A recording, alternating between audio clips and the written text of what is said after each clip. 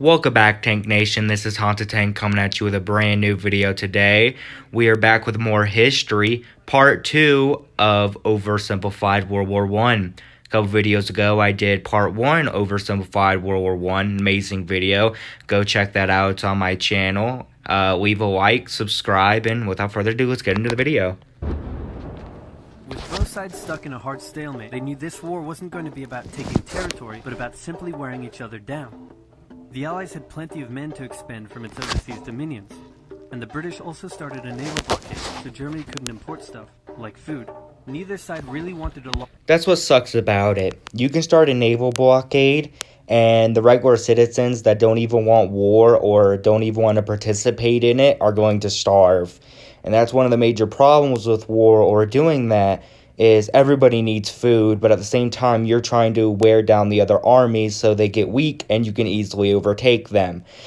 But it's really bad for the citizens. That's why war is horrible and it never should happen again. Grueling war though, so they both thought of ways to break the deadlock on the Western Front. Idea number 1, new frontiers. When the war first broke out, Australia was quick to take German New Guinea. The Allies also quickly jumped on Germany's colonies in Africa, and particularly in German East Africa, locals were enlisted as soldiers and carriers by both sides, leading to a tragic loss of life for the native Africans. Some new combatants entered the war as well. The Allies' new friends were Italy and Japan. Japan was busy building itself an empire, so it was more than happy to take away German islands and colonies in East Asia. Italy actually had an alliance with Germany and Austria-Hungary before the war, but after some tense relations, and then the Allies promising to give them some of Austria-Hungary's stuff, they switched sides. Italy opened up a front in the mountains here, but like everyone else, they were stuck in stalemate for most of the war. The Central Powers' new friend was a struggling empire in the Middle East. The Ottomans were divided on whether to actually join the war or not, since they had been exhausted by the recent Balkan Wars. Some of the politicians who did want to join went off on their own and fired some shells at Russia, and then came back and said, whoops, looks like we're at war now.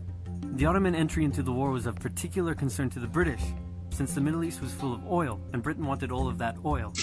First, the Ottomans tried to attack Russia in the Caucasus Mountains, but they weren't prepared for the cold, and many of them froze to death. Then they crossed miles of desert to take the Suez Canal from the British, but that failed too. Then the Allies tried to take the Dardanelles at Gallipoli in a long and hard trench warfare campaign, but that also failed. The Ottomans blamed their initial losses on the ethnic Armenians living within Ottoman territory, and the resulting Armenian genocide led to the deaths of 1.5 million people. Then the Germans sent spies into Afghanistan to try to convince the Arab tribes there to rise up in jihad against the British and attack India. But that plan failed, partly because the spies got bored, brewed their own alcohol, and got drunk, which is a bad thing to do in Afghanistan. All these new frontiers hadn't done much to change the war. Aware that the Allies had more men and supplies than them, the Germans knew they had to do something to break the stalemate. Before the war, there was a big conference that set out the rules of modern warfare. No chemical weapons, no killing civilians. Basically, don't be jerks. The Germans held a meeting and decided to be jerks. Zeppelin air raids commenced over British cities. They also started attacking the Allied trenches with chlorine gas and... Yeah, see, they attacked citizen ships.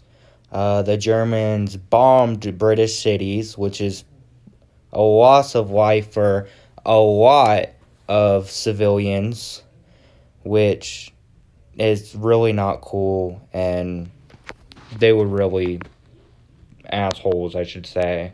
Used submarines to sink civilian ships. One such civilian ship was the Lusitania, which had 159 Americans on board when it was sunk, further swaying US opinion against the Germans. Not to be completely unfair to the Germans, the Allies also engaged in chemical warfare soon after, and they had been hiding anti-submarine weapons on their civilian ships, which let the Germans justify their attacks. Meanwhile, Austria-Hungary still hadn't dealt with Serbia, so the Central Powers enlisted some help. Bulgaria wished it was bigger and was still bitter about losing the Second Balkan War. The Central Powers promised to make all of Bulgaria's wildest dreams come true if they helped, so they signed on, and together they knocked out Serbia. The Serbian troops retreated through Albania, which was neutral but had some ties to Austria-Hungary. So Austria-Hungary entered Albania in a friendly invasion to chase down the Serbians, many of whom escaped by sea. It's 1916, and a lot is happening. As if they didn't have enough enemies already, Germany added one more to the list. Portugal had been getting a bit chummy with the Allies behind the scenes, and Germany didn't like that one bit. Around the same time, the only sea battle of the war happened. Both sides had a new powerful class of battleships called Dreadnoughts, but they were so expensive to build that neither side wanted to risk losing them in a battle, so they kept them in port, except for one time when they had a big fight and a bunch of them got damaged, so they didn't try that again. The UK started conscripting men to the army, so they had plenty of reserves, which is just as well because the Western Front was about to get brutal. The longest and one of the bloodiest battles of the war started when the Germans launched an attack around the French city of Verdun. The French defended it desperately, leading to hundreds of thousands of casualties. Under pressure, the French called on its allies to do something to draw the Germans' attention away, so the British started their own long and brutal fight, the Battle of the Somme, with 60,000 British casualties on just the first day. It was also here that the British first used one crazy brand new piece of sci-fi technology. The Russians had been getting pushed back further and further into their own territory, but in response to the French call for help, they began a huge offensive, and did really well until they ran out of supplies and got stuck.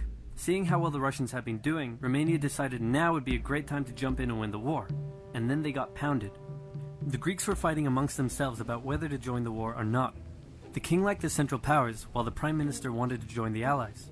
After a brief national schism, during which the country split into two, the king finally abdicated and the country reunited.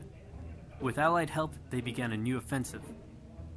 In the Middle East, Russia was pushing into Ottoman territory from the north. The British had also made a landing in Mesopotamia to protect Persia's oil fields, and they had also sent a small army up the Tigris River to try to take Baghdad, but the army got sieged in the town of Kut along the way, and eventually surrendered.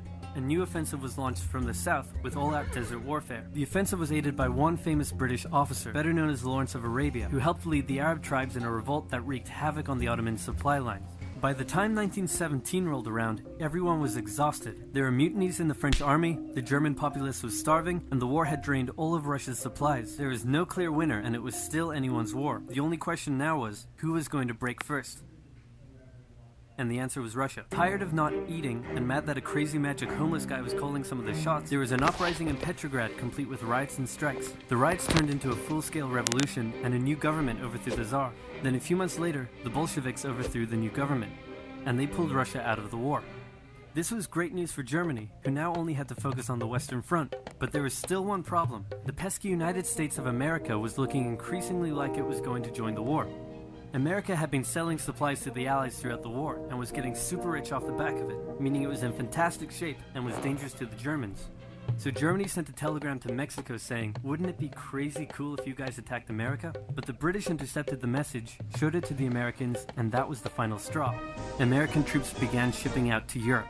This was terrible news for Germany, and they knew their only hope now was to force France and the UK to surrender before the fresh American troops arrived. It was now or never, so they started one final attack.